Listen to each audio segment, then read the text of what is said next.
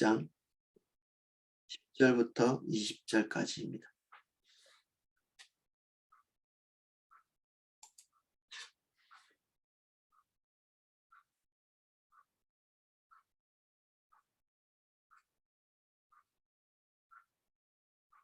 신명기 20장 10절부터 20절까지 말씀을 제가 읽어보겠습니다.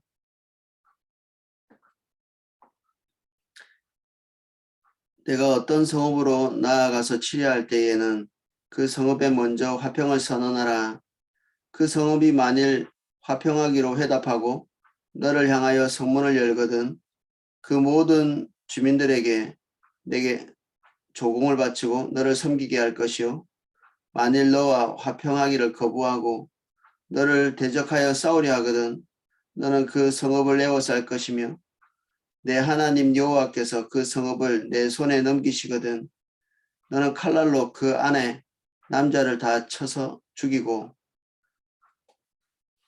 너는 오직 여자와 유아들과 가축들과 성읍 가운데 있는 모든 것을 너를 위하여 탈취물로 삼을 것이며 나는 내 하나님 여호와께서 내게 주신 적군에게서 빼앗은 것을 먹을지니라.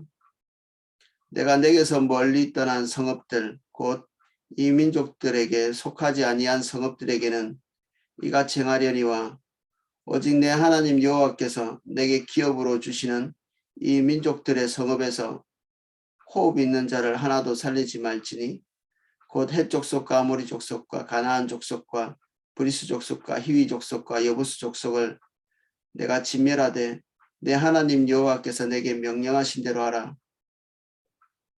이는 그들이 그 신들에게 행하는 모든 가증한 일을 너희에게 가르쳐 본받게 하여 너희가 너희 하나님 여호와께 범죄하게 할까 함이니라. 너희가 어떤 성읍을 오랫동안 에워싸고 그 성읍을 쳐서 점령하려 할 때에도 도끼를 둘러 그곳 나무를 찍어내지 말라. 이는 너희가 먹을 것이 될 것임이니 찍지 말라. 들의 수목이 사람이냐 너희가 어찌 그것을 에워싸겠느냐. 다만 과목이 아닌 수목은 찍어내어 너희와 싸우는 그 성읍을 치는 기구를 만들어 그 성읍을 함락시킬 때까지 쓸지니라. 아멘. 내용을 살펴보겠습니다. 10절.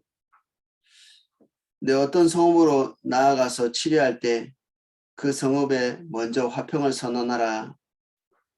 그 성읍이 만일 화평하기로 회답하고 너를 향하여 성문을 열거든 그 모든 주민들에게 내게 조공을 바치고 너를 섬기게 할 것이요. 이스라엘 백성들이 전쟁하기 전에 선전포고 같은 걸 하는 거죠. 가서 화평하고 만약에 화평을 선언하고 이렇게 나올 경우에 그들이 해야 할 일은 그들이 가지고 있는 우상을 포기하는 것입니다. 그들이 가지고 있는 가치의 가장 정점에 있는 것이 가치관의 엑기스라고 할 수 있는 이 우상인데 이 자기들이 성문을 열고 나왔다. 이것은 자기 우상을 포기하고 여호와를 섬기겠다 하는 그런 선언이죠. 그래서 그들이 해야 될 것은 두 가지입니다. 그들이 가지고 있는 가치관을 완전히 버리는 것과 두 번째는 이스라엘 백성들에게 조공을 바치는 것입니다. 그래서 그 조공과 그 우상 숭배를 중단하는 이 두 가지로 이스라엘 백성과 화평을 맺을 수가 있었습니다. 고대 사회는 다 전쟁이 우상끼리의 전쟁이었고 그들이 가지고 있는 가장 정점에 있는 이 가치들을 가지고 서로 지배하기도 하고 또 지배를 당하기도 하고 그런 식이었죠. 근데 지금도 뭐 여전하죠. 우리가 전쟁을 할 때 어떤 힘의 위력이죠. 이게 그 사람들이 가지고 있는 모든 그 가치들 이런 것들을 동시에 내려놓지 않으면 화평할 수가 없죠. 그래서 이 전쟁은 가장 중요한 정치 행위로 또 보기도 하거든요. 정치의 가장 중요한 행위가 이 전쟁이죠. 뭐 세계 평화 뭐 이런 얘기를 하는 사람도 있죠. 뉴에이즈 운동을 하거나 그리고 동양적인 그 범실론적인 가치를 가지고 있는 사람들은 평화 되게 많이 말하거든요. 무가치한 이야기죠. 그냥 이 자기가 책임지지 않아도 되는 그런 말을 이렇게 하고 있는 것이죠. 그래서 국가와 국가는 힘과 힘이 균형을 잃는 순간에 전쟁을 하고, 이스라엘 백성들 같은 경우에 지금 하나님께서 설명하고 계시는 이것은 이 모든 심판 전쟁이 끝난 다음에 일어날 전쟁을 말하는 것입니다.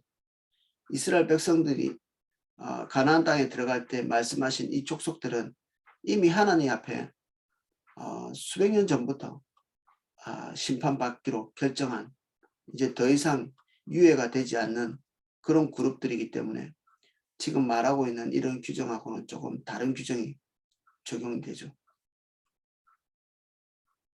그래서 전쟁도 하나님으로부터 나온 어떤 현실적인 방안이기도 하고, 동시에 이것도 하나님의 규칙 안에 있지 않으면 안 된다. 그런 이해를 가지고 있으면 되겠습니다. 만일 너와 화평하기를 거부하고, 이거는 우상숭배를 계속하겠다는 얘기고, 이스라엘 백성들과 화목하기를 거부하는 그런 경우입니다. 너를 대적하여 싸우려 하거든 너는 그 성읍을 애워서 할 것이요, 내 하나님 여호와께서 그 성읍을 내 손에 넘기시거든 너는 칼날로 그 안에 남자를 다 쳐 죽이고, 너는 오직 여자들과 유아들과 가축들, 성읍 가운데 있는 모든 것들을 너를 위하여 탈취물로 삼을 것이며, 너는 내 하나님 여호와께서 내게 주신 적군에게서 빼앗은 것을 먹을지니라. 보통 전쟁하면 원래 전쟁을 수행하는 그 전쟁 요원들보다 물자를 가져가는 사람들이 훨씬 더 많다고 합니다. 그러니까 백만대군이라고 이렇게 얘기하는 군대 중에 실제로 전투에 참여하는 부대는 한 30만 명밖에 안 되고, 나머지는 다 이게 먹을 걸 싸가지고 가는, 그리고 전쟁에 필요한 도구들을 가지고 가는 그런 종류의 사람들이죠. 근데 여기에 보면 물자를 많이 가지고 가는 것이 아니라 그 지역에 가서 먹을 것을 조달해서 먹는, 이거는 한 면에서는 이 전쟁에 대해서 하나님의 지지를 받고 가는 거라고 볼 수 있겠죠. 아주 단시간 내에 전쟁을 끝낼 수 있는 그런 경우라고 볼 수 있습니다. 만약에 몇 개월, 몇 달, 몇 년씩 이 전쟁을 해야 된다면 이렇게는 이제 어렵겠죠. 독일이 보면 이런 전쟁을 2차 대전 때 치렀거든요. 이 전격전이라고 부르는 먹을 것이나 또는 기름이나 이런 것들을 채 준비하지 않고 그 적진에 가서 그 모든 것들을 조달하는 이런 형태로 전쟁을 벌이는, 그리고 이 전쟁은 군인들끼리의 전쟁입니다. 전쟁에 나가는 이 남자들을 죽이라는 것은 그때 당시는 모든 징집이 대상이 조금 성인 15세 이상 된 그 남자들이니까 그 남자들을 대상으로 해서 전쟁을 하는 거죠. 요즘도 전쟁에서 이런 것들 잘 안 지켜지죠. 우크라이나 같은 경우에는 일반인들도 많이 학살하고 이렇게 했잖아요. 지금도 그렇게 벌어지고 있습니다, 전쟁이. 그래서 하나님께서 이들 안에 있는 고집스러운 우상 숭배에 대한 징벌이라고 볼 수 있고요. 여자들과 유아는 왜 살리느냐? 이들은 가장에 의해서 어차피 이게 따라가는 존재들이잖아요. 그들은 주체자는 아니죠. 그래서 이들은 살리고, 또 다른 성경에 보면 이 여자들 가운데 처녀들만 살리고 그 결혼한 자들은 또 죽이게 돼 있거든요. 그러니까 이 가치관이 그래도 처녀들은 결혼하고 그리고 남편을 새롭게 만나고 이게 포로에 대한 규정이 또 따로 있는데 그 내일이나 아니면 모레 살펴보도록 하겠습니다. 그러니까 어떤 한 남자의 아내였던 사람은 그 가치관이 이게 전환이 안 된다고 볼 수 있겠죠. 그 남편이 가지고 있던 가치관을 그대로 가지고 있는 우상 숭배에 절어 있는. 그래서 그 베트남 같은 데서 이렇게 오는 결혼해서 오는 자매들도 남편이 주님 안에 이렇게 깊이 들어가 있지 않는 경우에는 그들이 가지고 있는 우상을 고스란히 가져옵니다. 우리나라에서 볼 수 있는 불교가 아니라 그들 나라에서 섬기고 있던 그 불교 형태를 그대로 가져오죠. 그들이 외롭고 고독하고 이런 것들을 그런 그 우상들을 섬기면서 위안을 받는 거죠. 이스라엘 백성들이 지금 전쟁을 하고 있는 이 주된 목적 중에 하나가 그들이 가지고 있는 그 우상들을 척결하는 것인데 이 결혼 행위를 통해 가지고 오히려 그 우상들이 이스라엘 백성 안에 깊이 들어오는 그런 것이 되면 안 되겠죠. 그래서 이런 것들은 세심한 주의를 기울이고 수용하도록 하나님께서 규정들을 선언하고 계시는 겁니다.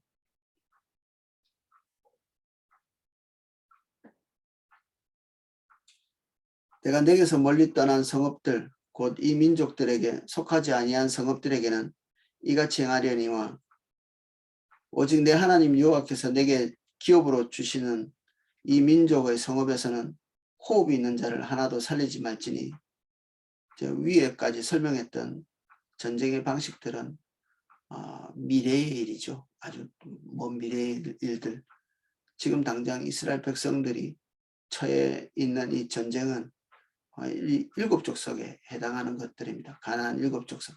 하나님의 심판이 예정되어 있는 이들은 하나님의 완전한 어떤 심판과 저주 가운데 있는 그런 족속들이었습니다. 이게 유아까지도 다 죽이는 굉장히 잔혹한 느낌을 주죠. 그래서 어떤 민족은 유아까지도 돌이킬 수 없는, 어떻게 그럴 수 있을까? 유아까지도 그러면 다 오염됐단 말인가? 예, 그럴 수 있을 것 같습니다. 예, 성경이 초호하고 있는 것. 하나님은 우리보다도 훨씬 더 자비로우신 분이시잖아요. 우리가 이런 부분들을 보고 하나님의 잔혹성 이렇게 이해하는 사람도 있는데 우리가 하나님을 잔혹하다고 평가하는 그 평가보다 하나님은 우리가 평가하는 그 이상 자비롭고 긍휼이 많으신 분이죠. 우리가 잔혹합니다. 사실은. 그래서 우리가 하나님을 그렇게 평가할 수 없고요. 우리가 이해할 수 없고 미처 측정하지 못하는 그런 세계가 있는 거죠. 하나님께서는 그 이스라엘 백성들이 음란하지 말 것에 대해서 많이 당부하시거든요. 근데 그 이유를 연결해서 말씀하실 때 경건한 자손을 얻기를 원하신다. 경건한 자손. 어떤 자손은 경건하고 어떤 자손은 경건하지 않은가. 그럴 수 있는 것 같습니다. 부모가 올바르지 않은 관계 가운데 있다든지 그 자손이 태어나면 그 자손들에게도 그 영향이 있는 것 같아요. 출발점이 다른 거죠. 하나님이 기대하시는 것과는 너무나 동떨어져 있는 출발을 하는. 우리 레위기에 보면 읽기도 부끄럽고 창피한 그런 성적인 규정들이 있습니다. 레위기 16장인가 보면 누구와는 성적인 관계를 맺고 누구와는 성적인 관계를 맺지 못하는 그런 규정들을 정말 세세하게 해놨는데 그렇게 세세하게 한 이유는 그런 위험성에 직면하기 때문에 그렇습니다. 이스라엘 백성들이 가나안 땅에 들어갈 때 그들이 직면하게 될 이 일곱 족속 안에 있는 그 누추하고 더러운 삶의 규범들을 본받지 말라는 얘기거든요. 그래서 어떤 민족들은 모든 종류가 이 수용하기 불가한, 심지어는 그들이 썼던 물건조차도 쓸 수 없는 경우가 있습니다. 물건에 뭐 혼이 담겨 있는 것도 아닐 텐데 물건조차 오염되어 있는 거죠. 어떤 민족을 이렇게 진멸하고 나면 어떤 민족은 그 물건을 취하는 방식들이 있습니다. 살아있는 것들은 아무것도 쓸모가 없고요. 그 금속으로 되어 있는 것들은 불을 지나가면서 정화의 과정을 거칩니다. 그러면 그것들은 쓸 수 있습니다. 이게 최소한의 것이죠. 근데 하나님께서 아무것도 취하지 말도록 말씀하시는 것은 그만큼 그 민족은 아주 심각한 처지에 있는 거죠. 상상을 초월하는. 이런 부분은 우리는 영적인 세계고 그리고 우리가 다 이해할 수 없는 세계인데 이런 부분들은 우리가 하나님의 신실하심, 거룩하심 이런 것들을 기대어서 우리가 하나님을 신뢰하고 받아들이는 거죠. 이런 방법들에 대해서.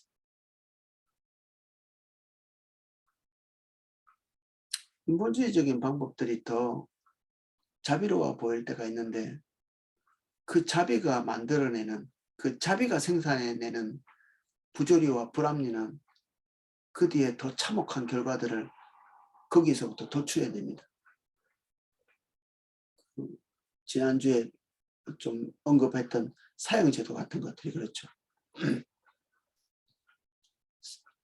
뭐 사형 당할 사람 끔찍한 죄를 지었다고 얼굴이 뭐 마귀처럼 생긴 것은 아니거든요. 착해 보이고 선량해 보이고 말할 때도 선량해 보이고 근데 하나님께서 그런 것들을 용납하지 못하도록 선을 긋고 계시죠. 사실 그 사람들도 누군가의 자식이잖아요. 사형시켜야 되는. 그럼 누군가에게는 착한 아들이고 착한 딸이고 근데 공동체 안에서 볼 때 그런 존재들을 인본주의적인 방법으로 처리를 하게 되면 공동체 전체가 그가 가지고 있는 죄악을 고스란히 답습하게 되죠.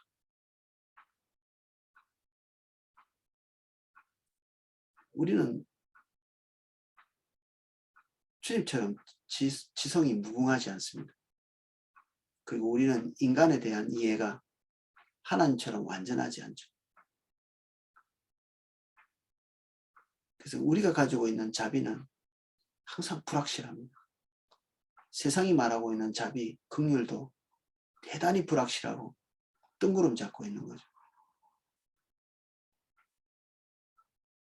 그래서 그 사형제도가 없어진 나라, 그런 나라들의 범죄 행위나 그리고 그 뻔뻔함을 보십시오. 범죄하고 나서 그들이 하는 행동들. 우리 그 15세 미만인가 범죄해도 그 법으로 잘 다스리지 않거든요.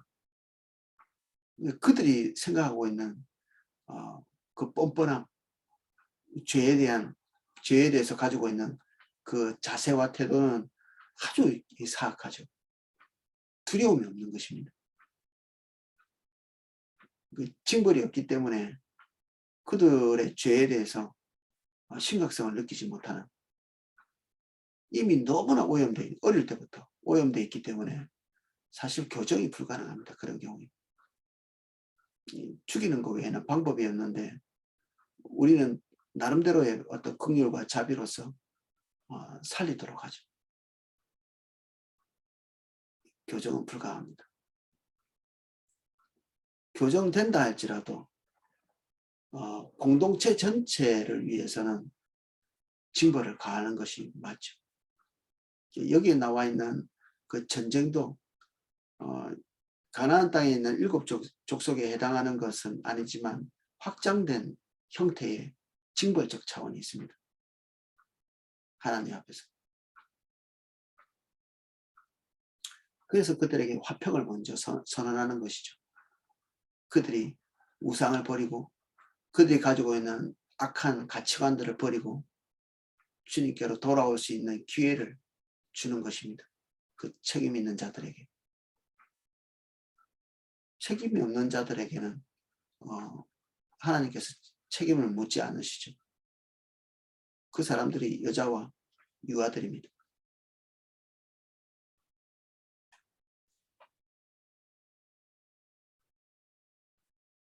18절은 이 전쟁에서 하나님께서 말씀하신 대로 그들을 진멸해야 되는 이유가 나옵니다. 이는 그들이 그 신들에게 행하는 모든 가증한 일을 너희에게 가르쳐 본받게 하여 너희가 너희 하나님 여호와께 범죄하게 할까 함이니라. 하나님이 가장 염려하시는 것, 이것이 18절이죠. 근데 염려할 만한 게 이스라엘 백성들은 이 7 족속을 다 진멸하기도 전에 그들과 화평을 맺거든요.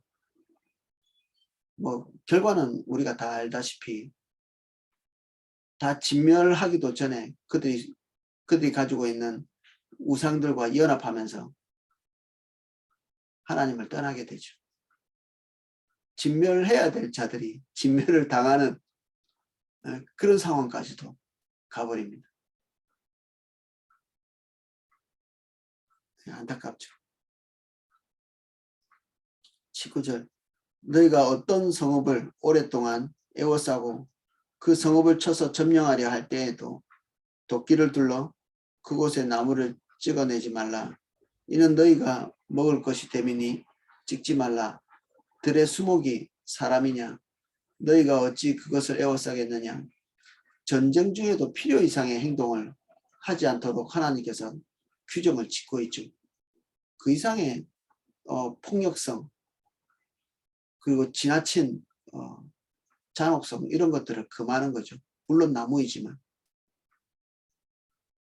하나님은 하나님이 지으신 피조물에 대해서 이런 식의 행동 자체가 이스라엘 백성들에게서 산출되는 것을 기대하시지 않죠. 그들의 잔혹성에서 전쟁의 승패가 나오지 않거든요. 전쟁은 하나님께 달린 것이지 그들이 가지고 있는 그 잔혹성이 전쟁을 승리로 이끌지 않죠. 우리는 뭐 잔혹한 부대가 전쟁을 굉장히 잘할 것 같은데 결과적으로 보면 그렇지 않죠. 오히려 자기 기능을 잘 할 수 있도록 훈련이 잘 된 부대가 전쟁을 잘 수행하죠. 오랜 반복된 훈련 그리고 그들이 가지고 있는 그 목표에 대한 정확한 인식 그 외에는 쳐다도 안 보는 사람 그런 사람들이 모여 있는 데가 강한 부대입니다. 잔혹함이 많은 부대가 강한 부대가 아니고 그래서 세계적으로 유명한 그 어떤 특수부대 이런 걸 보면 굉장히 교육을 많이 받습니다. 잔혹함을 훈련받는 게 아니라 그들이 맡은 기능을 잘 수행할 수 있도록 계속 반복적인 훈련을 하죠. 그 외의 것들에 대해서는 감정적 동요가 없도록 그리고 충동적으로 뭔가 하지 않도록 잘 다듬어 놓은 사람들이죠.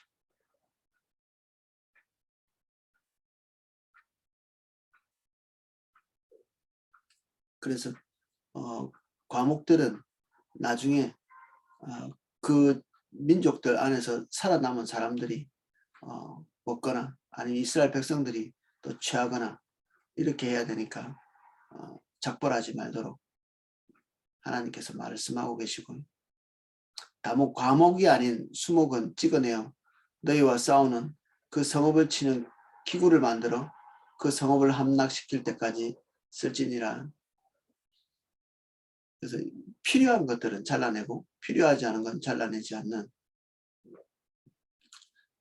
아멘호텝이라고 그 이집트의 왕 중에 하나인데 그의 기록에 보면 이런 식의 행동을 하지 않고 과일나무들을 다 잘라내 가지고 성벽 어떤 부분을 이렇게 보수한 그런 얘기들이 나오거든요. 이거는 이스라엘 백성 안에는 독특한 이 사고 구조죠. 이 전쟁을 하고 있는데도 이 해야 될 일, 하지 말아야 될 일들, 그리고 전쟁이 끝난 이후에 그들이 수습하기 어려운 부분들에 대해서는 하나님이 또 금하고 계시고, 그런데 이런 그 규정들은 과목을 찍어내고 찍어내지 않고 이런 것의 중요성보다는 이런 행동을 하는 이스라엘 백성들의 성정이 선을 넘어가지 않도록 요청하시는 것이죠. 그래서 이 전쟁을 하고 나면 필연적으로 포로들이 발생하는데 이 포로들에 대한 처우도 하나님께서 잔혹하게 하지 못합니다. 하도록 이렇게 허용하시지 않습니다. 그 아시리아 같은 경우에는 할 수 있는 한 그 포로들을 잔혹하게 다루어서, 몽고 군인들 같은 경우에는 그 만약에 항복하지 않으면 그냥 완벽하게 진멸해버리죠. 다 죽여버리죠. 잔혹하게. 그래서 다음 전쟁에서 자기들의 대적이 공포감을 가질 수 있도록, 대항하지 못하도록 공포심을 유발하는, 보통 그런 나라들은 수명이 짧죠. 그들이 생각하는 것처럼 그런 결과를 만들어내지는 않았습니다. 오늘은 전쟁에 대해서 하나님께서 말씀하신 규정들을 살펴봤는데, 우리가 가지고 있는 그 사람들이 말하고 있는 세계 평화, 뭐 떠들어대는 이런 인본주의적인 가치들이 무게가 대단히 가볍습니다. 그들이 말하고 있는 평화라는 그 평화가 부도덕을 감싸는 평화거든요. 그냥 이것저것 따지지 않고 뭐 묻지마 평화죠. 사실 그런 건 있을 수도 없고, 그리고 있지도 않고, 있어 본 적도 없고 그렇습니다.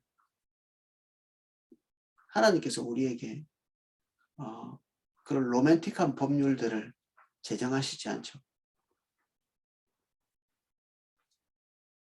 순진한 그리스도인이, 우리가 지금 추구하고 있는 것은 순진하고 착한 그리스도인이 아니라 하나님의 말씀에 순종하고 그분의 가치를 수용하고 받아들이고, 그리고 한면에서는 이 가치관에 있어서 강력한 군대 같은 그런 그리스도인이 하나님이 우리에게 요청하시는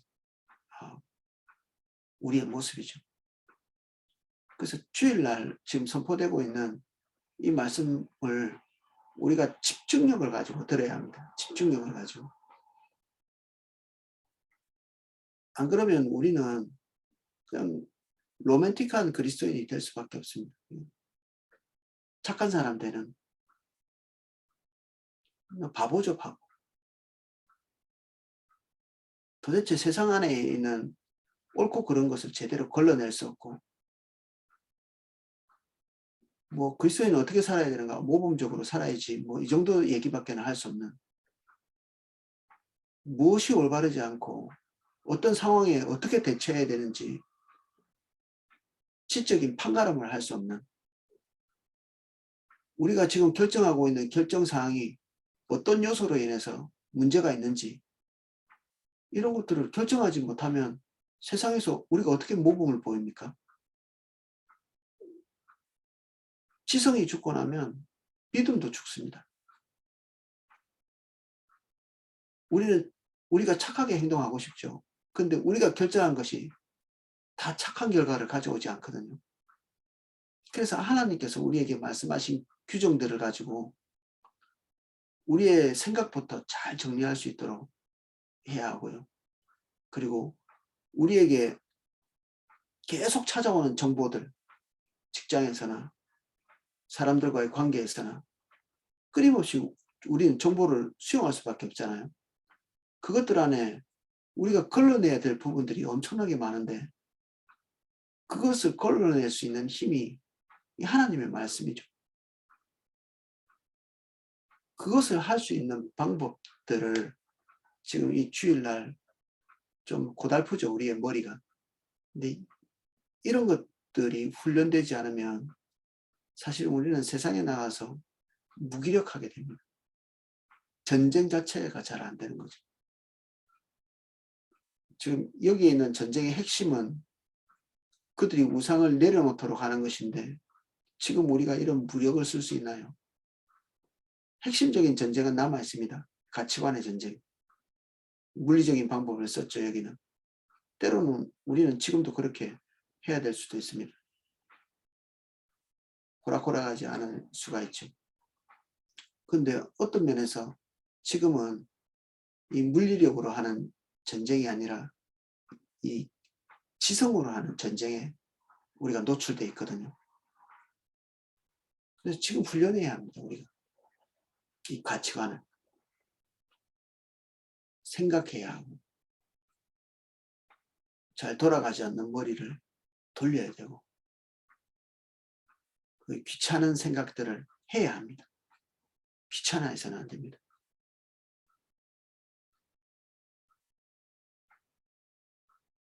하나님께 은혜를 구해야 합니다.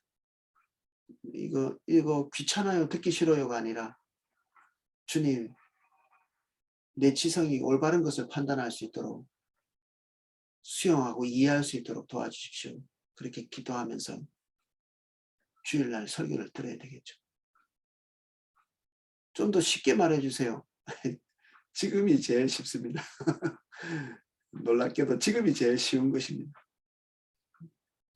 나중에 정말 이렇게 쉴 만큼 모든 것이 다 정리되고 나면 우리에게 지금 현재 있는 그 기회들은 많이 떠나고 우리의 머리는 앞으로 더 좋아지지 않고 더 나빠지거든요. 그래서 지금 설교가 뭐 영어로 하시는 게 아니니까 우리가 마음을 들여서 들으면 다 이해할 수 있습니다. 다. 이게 연세 많으신 분들도 다 이해할 수 있습니다. 이거는 중심의 문제이고 그 지성의 문제는 아닙니다. 십자가 복음도 대학 나온 사람이 잘 듣는 것이 아니라 하나님 앞에서 고민하고 주님 따라가고자 하는 자는 정확하게 듣습니다. 근데 신학교 나와도 당최 십자가 복음에 대해서 이해하지 못하는 사람이 있습니다. 깜짝 놀랄 만큼 이해력이 떨어지는, 자기가 지금까지 가지고 있던 생각에 대해서 조금도 후퇴하지 않는, 그를 받아들일 수가 없거든요. 세부대가 되지 않는. 우리는 이미 십자가 복음 안에 들어와서 많이 무장되어 있고, 그런 무장이 잘 되어 있는 분들은 지금 우리가 앞으로 나아갈 길에 대해서 제시받고 있는 이 내용들이 충분히 이해될 만합니다. 겁먹지 말고 좀 이게 설교를 내가 수용하겠다는 마음을 가지고 이렇게 들을 수 있으면 유익할 것 같습니다. 네, 기도하겠습니다.